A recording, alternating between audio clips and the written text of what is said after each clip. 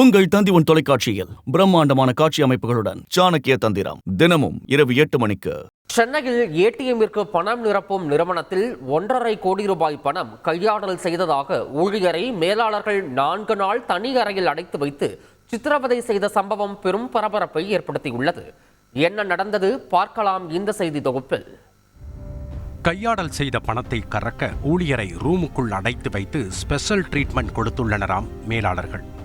நடந்தது என்ன? சென்னை டி நகர் கிரியப்பா சாலையில் இயங்கி வரும் இந்த தனியார் நிறுவனம் ஏடிஎம்மில் பணம் நிரப்பும் பணியை செய்து வருகிறது. பணத்தை பாதுகாத்து அதற்கான சாவியை வைத்திருக்கும் பொறுப்பாளர் தான் சிக்கலில் சிக்கியுள்ளது. இந்த நிறுவனத்தில் கடந்த ஜூன் மாதம் வரவு செலவு கணக்குகளை ஆய்வு செய்த போது 1.5 கோடி ரூபாய் வரை காணாமல் போயிருப்பது கண்டுபிடிக்கப்பட்டது.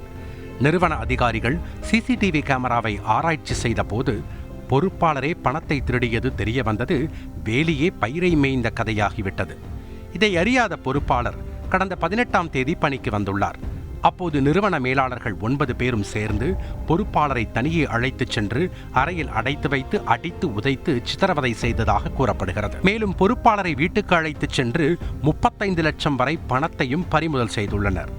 வங்கி லாக்கரில் இருந்த 85 லட்சம் பணத்தையும் 60 சவரன் நகைகளையும் பறிமுதல் செய்துள்ளனர். அந்த நகைகளை பாரிமுனை பகுதியில் உள்ள அடகு கடை ஒன்றில் அடமானம் வைத்து 30 லட்சத்தை வாங்கியுள்ளனர். மேலாளர்கள் அடைத்து வைத்து சித்திரவதை செய்வதாக ஸ்ரீநகர் காவல்துறை துணை ஆணையருக்கு தகவல் கிடைத்துள்ளது. இதையடுத்து பாண்டி பஜார் போலீசார் சம்பவ இடத்திற்கு விரைந்து மேலாளர்கள் கைகளில் சிக்கியவரை மீட்டுள்ளனர். மேலும் மேலாளர்களை பிடித்து காவல் நிலையத்திற்கு அழைத்துச் சென்று விசாரணை நடத்தி வருகின்றனர். தந்தி தொலைக்காட்சி செய்திகளுக்காக செய்தியாளர் சோலமன்.